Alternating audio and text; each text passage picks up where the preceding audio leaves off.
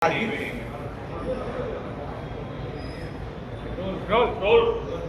ફરી એકવાર ચંડોળામાં ડિમોલિશન શરૂ થઈ રહ્યું છે. કેટલા ચોરસ મીટર જગ્યા છે તેમાં ત્યાં દબાણ હટાવવામાં આવશે? કયા વિસ્તારની આ જે જગ્યા છે ત્યાં ડિમોલિશન થશે? આજે ચંડોલા વિસ્તારમાં જે ડિમોલિશનનો જે ફેઝ 2 છે એ કરવા માટેની આજે ચર્ચા થઈ મ્યુનિસિપલ કમિશનર શ્રી અને ટીમો સાથે અને આપણા પોલીસ અધિકારીઓ સાથે.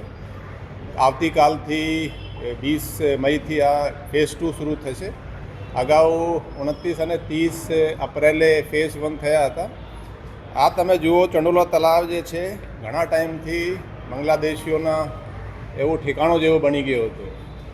આ તમે ચાલુ વર્ષમાં જુઓ, 2025 કુછ 250 બાંગ્લાદેશી આપણે અમદાવાદ પોલીસે પકડ્યા છે. એ પૈકી 207 ચંડોલા તલાવ એરિયામાંથી જ પકડાના છે. આથી પહેલાં પણ પકડાતા હતા 10-20 ચંડોલા તલાવ એરિયામાંથી. સૌથી વધારે આથી પહેલાં 2009માં 95 બાંગ્લાદેશીઓ ચંડોલા તલાવમાંથી પકડાયા હતા. ત્યારે પણ ડિમોલિશનની કાર્યવાહી થઈ હતી. આ વખતે પણ ફેઝ 1 થઈ ગયા છે. ફેઝ 2 જે છે એ હવે આખા ચંડોલા તલાવને જે એરિયા છે એને તલાવને સાફ કરવા માટેનો આવતીકાલથી બધા આયોજન થઈ ગયા છે.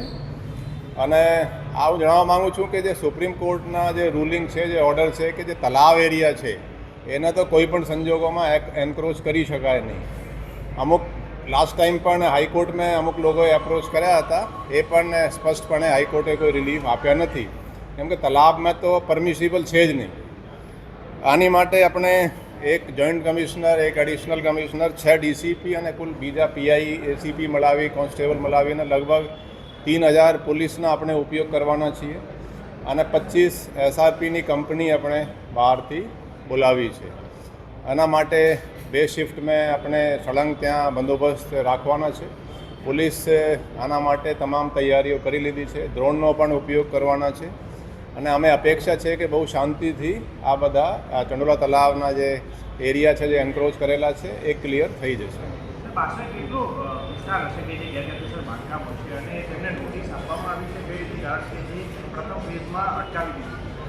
લાસ્ટ જે આપણે ફર્સ્ટ ફેઝમાં લગભગ 1.5 લાખ સ્ક્વેર મીટરના એરિયા ક્લિયર થયા હતા. અને આ ફેઝમાં લગભગ 2.5 લાખ જેટલા અઢી લાખ સ્ક્વેર મીટરના એરિયા આ સેકન્ડ ફેઝમાં આ ક્લિયર થશે.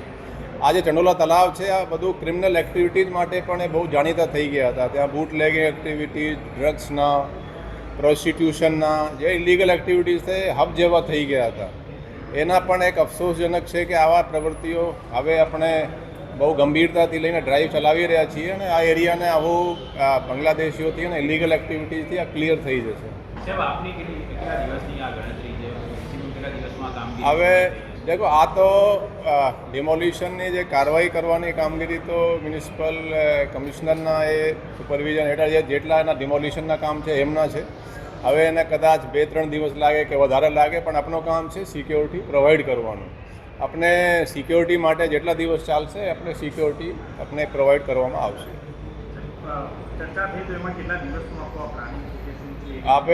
અમે અપેક્ષા છે કે 3-4 દિવસ સુધી આ કદાચ ક્લિયર થઈ જવું જોઈએ.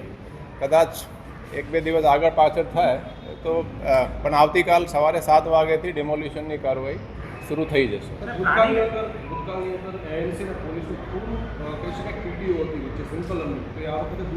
નહીં, એ તો બધી આપણે ચર્ચા થઈ ગઈ. હમણાં જ મ્યુનિસિપલ કમિશનર શ્રી અને એની ટીમ સાથે હમણાં ચર્ચા થઈ છે. અને બહુ કોર્ડિનેશન બહુ સારા છે.